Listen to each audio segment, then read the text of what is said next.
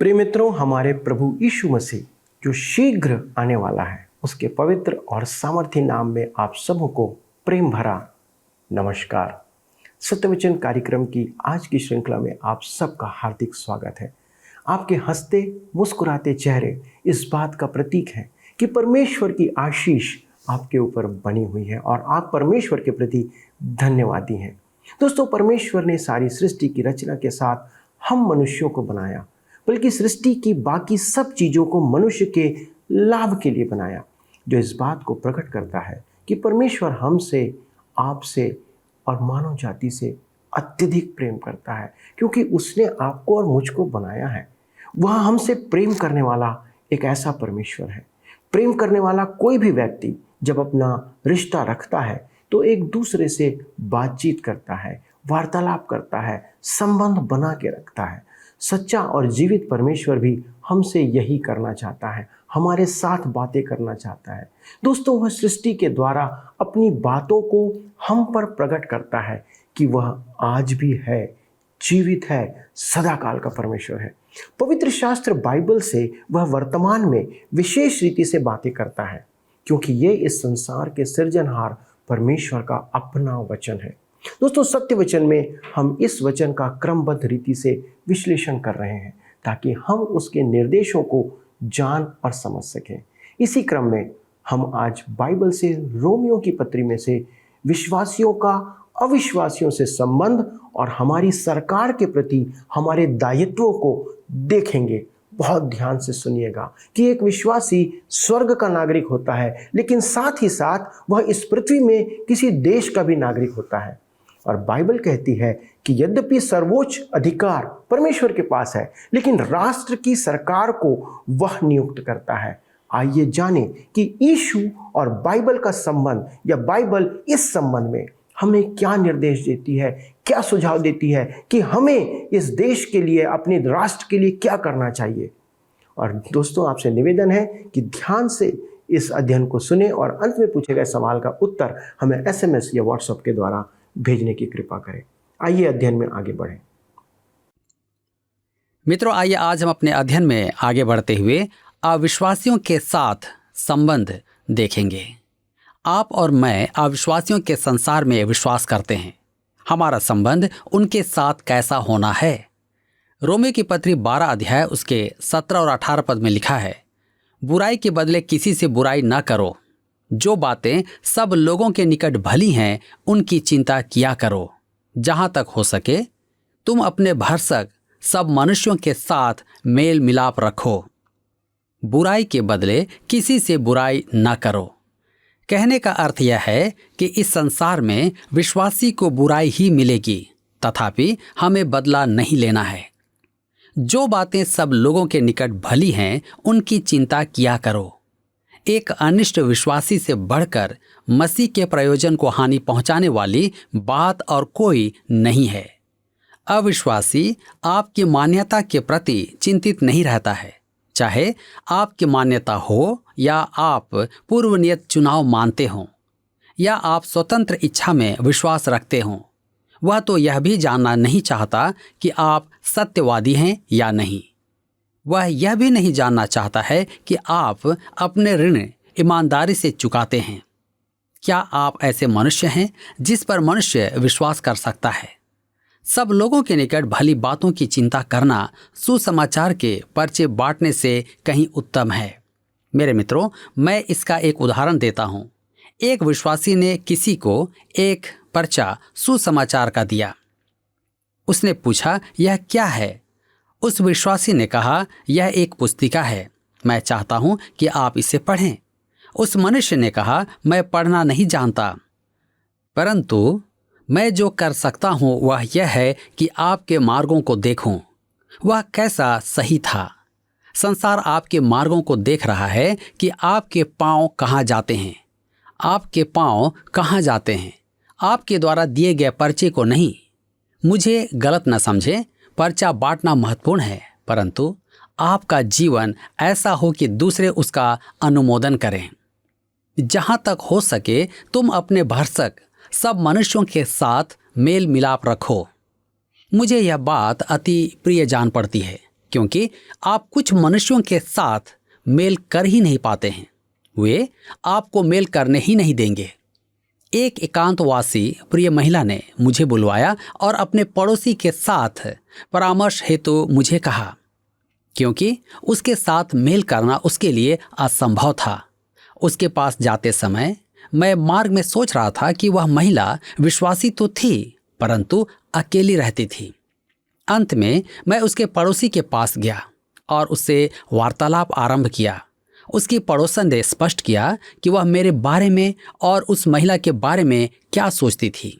मैं उस अद्भुत विश्वासी स्त्री के पास लौट आया और कहा, यदि आप उसके साथ मेल नहीं कर पाती तो चिंता ना करें। उस स्त्री के साथ कोई भी मेल नहीं कर पाएगा। बाइबल में लिखा है भरसक प्रयास।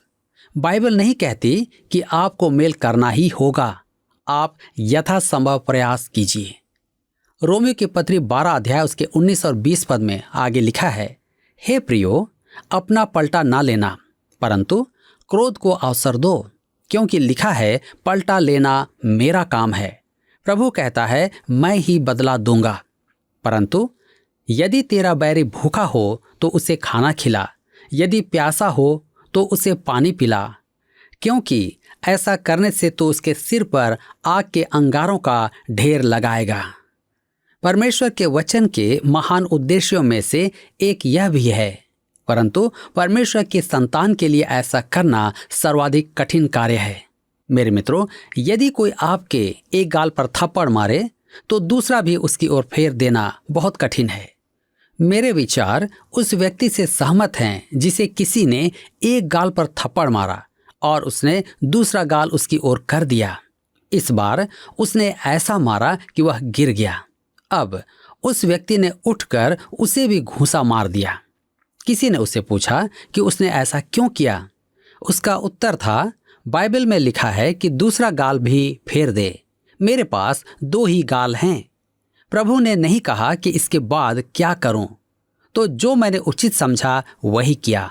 हम अधिकतर ऐसा ही करते हैं। हम पलटकर वार करने से नहीं चूकते हैं।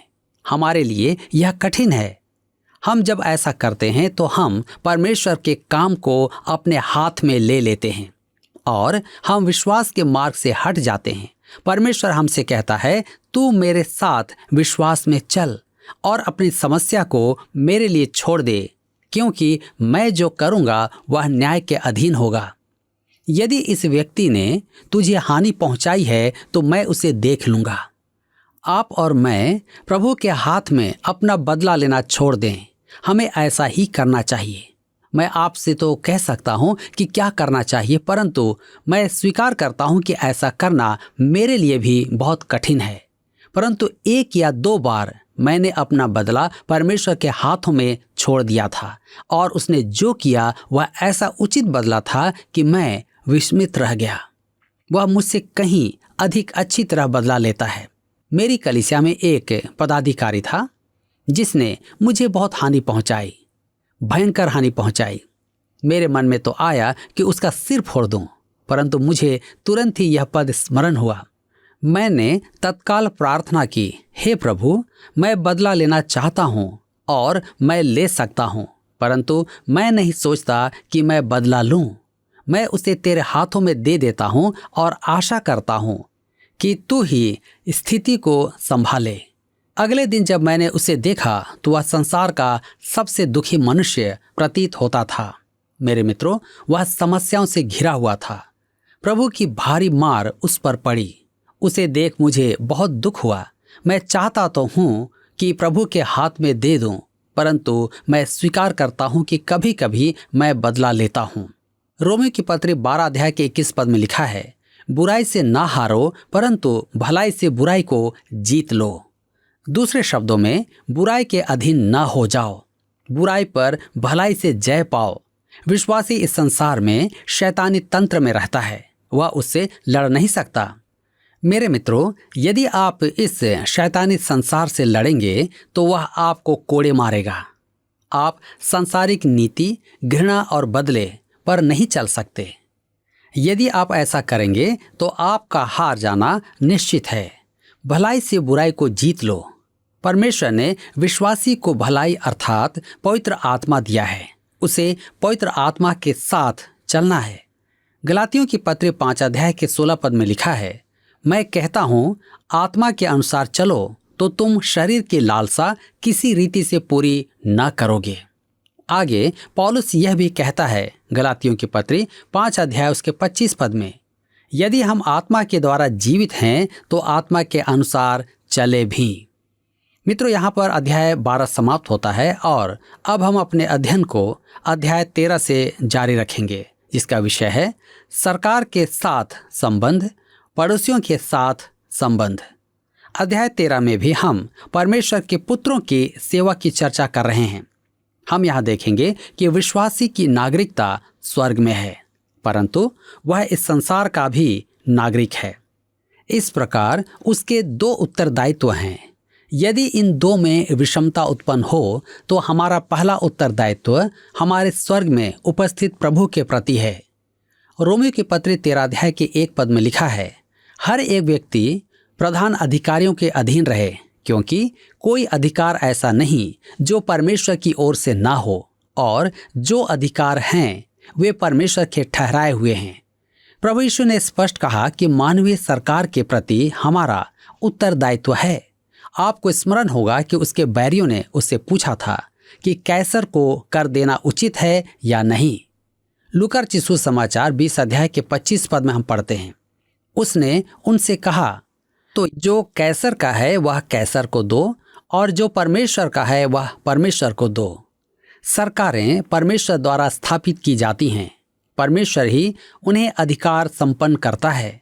मानवीय सरकार स्थापित करते समय आरंभ ही में उसने कहा था, उत्पत्ति की पुस्तक 9 अध्याय उसके 6 पद में, जो कोई मनुष्य का लहू बहाएगा उसका लहू मनुष्य ही से बहाया जाएगा, क्योंकि परमेश्वर ने मनुष्य को अपने ही स्वरूप के अनुसार बनाया है। मेरे मित्रों, परमेश्वर मनुष्य के जीवन का मान रखता है। मनुष्य का जीवन उसकी दृष्टि में बहुमूल्य है। आपको मनुष्य की जान लेने का अधिकार नहीं है। यदि आप ऐसा करेंगे तो आपको उसके बदले में अपना जीवन देना पड़ेगा। मेरे मित्रों, हमारे आज के संसार के विचार अलग हैं। वह अपराधी व्यक्ति को हीरो और ईमानदार व्यक्ति को खलनायक बना देता है। हमारे इस युग में बुराई को भलाई और भलाई को बुराई कहा जाता है। तथापि सरकार के प्रति विश्वासियों का एक उत्तरदायित्व है। पौलुस युवा प्रचारक तीमुथियुस से कहता है, पहला तीमुथियुस की पत्री 2 अध्याय उसके 1 से 3 पद में, आइए हम पढ़ें। अब मैं सबसे पहले यह उपदेश देता हूँ कि विनती और प्रार्थना और निवेदन और धन्यवाद सब मनुष्यों के लिए किए जाएं, राजाओं और सब ऊंचे पद वालों के निमित्त, इसलिए कि हम विश्राम और चैन के साथ सारी भक्ति और गंभीरता से जीवन बिताएं। यह हमारे उद्धारकर्ता परमेश्वर को अच्छा लगता और भाता भी है। कहने का अर्थ यह है कि हमें अधिकारियों के लिए प्रार्थना करना है। यह उत्तरदायित्व हम रविवारी आराधना में पासबान पर न छोड़ दें। स्वर्गीय नागरिक होने के नाते विश्वासी पर आत्मिक उत्तरदायित्व हैं। किसी सरकार का नागरिक होने के नाते विश्वासी पर सांसारिक उत्तरदायित्व भी हैं। ये दोनों उत्तरदायित्व अलग अलग हैं और इनको संयोजित करने का अर्थ है कलीसिया और सरकार को अलग एवं भिन्न रखने से चूक जाना। पौलुस के युग में यहूदी घमंडी रोमी सरकार के सामने झुकना स्वीकार नहीं करते थे। यहूदियों ने रोम नगर में अव्यवस्था उत्पन्न की थी और परिणाम स्वरूप एक बार तो राजा क्लौदियस ने उन्हें बहिष्कृत भी कर दिया था। इस्राएल में घमंडी फरीसियों ने रोमी सरकार का त्याग करके इस्राएल की सरकार स्थापित करने की कामना की थी। यही थे जिन्होंने यीशु मसीह को फंसाने की यह चाल चली थी और पूछा था कि कैसर अर्थात राजा को कर देना उचित है या नहीं। अतः आप देख सकते हैं कि यहाँ अभिप्राय विद्रोह के विस्फोट से है। यह स्मरण रखना उचित होगा कि पौलुस के युग में अधिकारी क्रोधी और हत्यारे थे। नीरो रोमी सिंहासन पर बैठा था और पिलातुस तथा हेरोदेस आदि सब धूर्त ही थे। तथापि पौलुस कहता है कि विश्वासी अधिकारियों का आज्ञा पालन करें।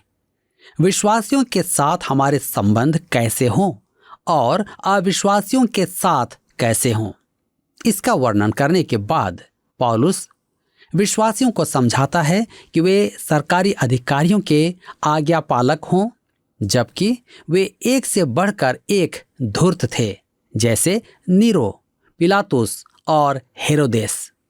अब हम आगे देखेंगे सरकार के प्रति हमारा व्यवहार। हमें सरकारी अधिकारियों के अधीन रहना है, क्योंकि परमेश्वर ने उन्हें अधिकार संपन्न किया है। यह सच है कि संसार का हाकिम शैतान है और यहाँ भ्रष्टाचार एवं अन्याय व्याप्त हैं, परंतु वास्तविक नियंत्रण तो परमेश्वर के हाथ में ही है। इतिहास में बार बार राज्यों का उठना, वैभव पाना, घमंड करना और नष्ट होना, विध्वंस होना देखा जाता है। ऐसा क्यों है? क्योंकि उनमें भ्रष्टाचार और अव्यवस्था व्याप्त हो गए थे। क्योंकि ऐसा हुआ, इसलिए परमेश्वर ने उन्हें समाप्त कर दिया। मेरे मित्रों, परमेश्वर आज भी इस पृथ्वी पर राज्य करता है। परमेश्वर ने अपना सिंहासन त्याग नहीं दिया है। वह अपने रथ में जय के साथ सवार है। इस पृथ्वी की घटनाएं उसे परेशान नहीं करती हैं। यहूदा के राजा उज्जियाह की मृत्यु पर यशायाह परेशान एवं निराश था। वह एक बहुत अच्छा राजा था, इसलिए उसके मरने के बाद यशायाह ने सोचा कि यहूदा राज्य का अंत हो जाएगा। अतः यशायाह मंदिर में गया। ऐसी स्थिति में परमेश्वर के सम्मुख आना अच्छा होता है। वहां उसने देखा कि परमेश्वर ऊंचे सिंहासन पर विराजमान है। अर्थात एक राजा मर सकता है, परंतु परमेश्वर अनंत है। वह नहीं मर सकता। वह सिंहासन पर ही विराजमान रहेगा। विश्वास की भक्ति उस सिंहासन के साथ है और उसकी सरकार के साथ उसका संबंध अधीन रहने का है। रोमियो की पत्री 13 अध्याय उसके 2 पद में लिखा है, इससे जो कोई अधिकार का विरोध करता है वह परमेश्वर की विधि का सामना करता है और सामना करने वाले दंड पाएंगे। मेरे मित्रों, जो अपने अधिकारियों का विरोध करता है वह परमेश्वर के आदेश का विरोध करता है। विद्रोही दंड पाएंगे। ध्यान दीजिए, पद 1 में व्यक्त सिद्धांत पर अनेक प्रश्न उठे हैं, जिन्हें अग्रलिखित पद विस्तृत करते हैं और उनकी व्याख्या करते हैं। यह पद विश्वासियों द्वारा विद्रोह और क्रांति में सहभागी होने की संभावना को रोकता है। इसके बारे में क्या कहें? जेम्स स्टिफलर क्रोमवेल और वाशिंगटन के उदाहरण देता है। इन दोनों ने क्रांति की अगुवाई की थी। स्टिफलर कोई समाधान प्रस्तुत नहीं करता है।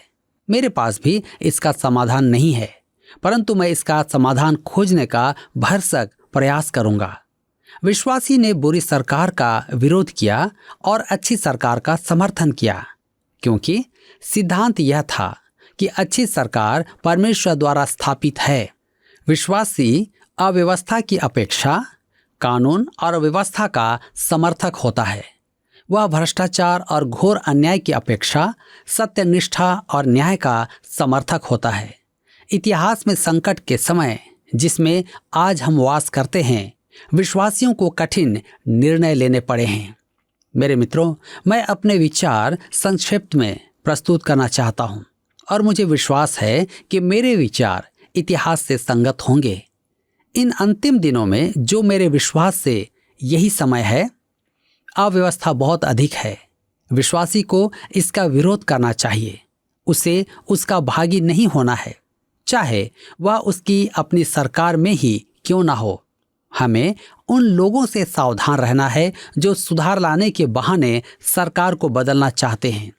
आपको स्मरण होगा कि हेरोदेस ने यूहन्ना बपतिस्मा देने वाले का सिर कटवा दिया था। यीशु को पेंतुस पिलातुस ने क्रूस पर चढ़ाने दिया था। यूहन्ना का भाई याकूब हेरोदेस द्वारा तलवार से घात किया गया था और पौलुस को नीरो ने मृत्यु दंड दिया था। परंतु पौलुस फिर भी कहता है, रोमियो के पत्र 13 अध्याय उसके 2 पद में लिखा है, जो कोई अधिकार का विरोध करता है वह परमेश्वर की विधि का सामना करता है और सामना करने वाले दंड पाएंगे। मेरे मित्रों, यही कारण है कि मसीही धर्म न तो सरकार को सुधारने का, न समाज की सहायता का, न नगर की सफाई का कोई आंदोलन बना। सुसमाचार मनुष्य के उद्धार के निमित्त परमेश्वर की सामर्थ है। पौलुस ने स्थान स्थान पर रोमी कारावासों को शोकातुर स्थिति में चर्चा नहीं की, जबकि वह उनकी आंतरिक दशा जानता था। हमने रोम की मेमोर्तिन जेल देखी। वो बंद जगह के भय से ग्रस्त हो गया था। मैंने अपनी पत्नी से तुरंत ही बाहर निकलने को कहा, परंतु पौलुस वहां से बाहर नहीं निकल सकता था। वह अंधकार भरी गीली कोठरी में रखा गया था। आपको स्मरण होगा मित्रों, आपको स्मरण होगा कि उसने तीमुथियुस को लिखा था, दूसरा तीमुथियुस की पत्री 4 अध्याय उसके 13 पद में, जो बागा मैं करपूस के यहाँ छोड़ आया हूं उसे लेते आना। उसे वहां ठंड लगती थी। यह कहना बहुत ही कठिन है कि हमें एक भ्रष्ट सरकार की आज्ञा मानना है। मैं उन प्रचारकों और नेताओं से प्रभावित नहीं हूं जो झंडा पकड़कर अपने प्रचार के लिए राष्ट्रीय गीत गाते हैं। जब मैं सुनता हूं कि ये लोग कर भुगतान नहीं करते, जबकि मुझ पर कर का बोझ है, तो मेरे मन में द्वेष उत्पन्न होता है। भ्रष्टाचार एक ही पार्टी में सीमित नहीं है। समस्या कहाँ है? समस्या मनुष्य के मन के साथ है। विश्वासी को क्या करना चाहिए? मेरा काम है परमेश्वर के वचन का प्रसारण करूं, नियमों का पालन करूं। पौलुस यही कह रहा है। मसीही धर्म सरकार को सुधारने, समाज की सहायता करने और नगर का सफाई करने का अभियान नहीं है। उनका काम है सुसमाचार का प्रचार करना, जो उद्धार के निमित्त परमेश्वर की सामर्थ है। मेरे मित्रों, हमारी सरकार में कोई बुराई नहीं है। बुराई है तो पदाधिकारियों के साथ, और आज हमें उस पर विचार करना है कि हम उनकी आज्ञाओं का पालन करते हैं या नहीं। परमेश्वर आज के वचन के द्वारा आप सबको आशीष दे। पिछले प्रश्न का उत्तर है बी, मसीह की देह। इस अध्याय में पौलुस पहली बार कलीसिया को मसीह की देह शब्द से संबोधित करता है। आज का प्रश्न है, अध्याय 12 के अंत में पौलुस हमें किसके साथ हमारे संबंधों के विषय में शिक्षा देता है? ए, अविश्वासियों के साथ, बी, विश्वासियों के साथ, सी, अधिकारियों के साथ, डी, परमेश्वर के साथ। मित्रों, इस प्रश्न का उत्तर हमें कल सुबह 6 बजे से पहले विकल्प ए, बी, सी या डी के साथ अपना नाम, पता, स्थान के साथ 9651433397 पर SMS या व्हाट्सएप करें। सभी विजेताओं को विशेष पुरस्कार प्रदान किए जाएंगे। धन्यवाद। क्या आपको यह कार्यक्रम पसंद आया? अभी हमें एक मिस कॉल करें और आप अगले विजेता हो सकते हैं।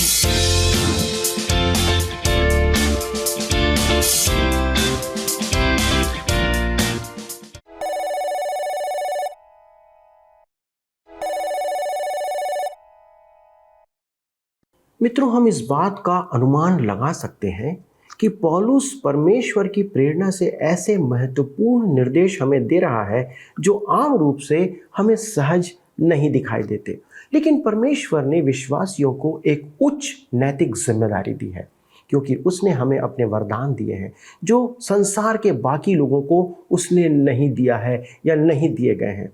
इसलिए वह चाहता है, अर्थात परमेश्वर चाहता है कि हम उच्च नैतिक जीवन का प्रदर्शन अपने समाज में, अपने परिवार में, अपने देश में करें। परमेश्वर हमारे जीवन में वास करता है और इसलिए वह चाहता है कि हमारे जीवन में उसका वह स्वभाव परिलक्षित हो।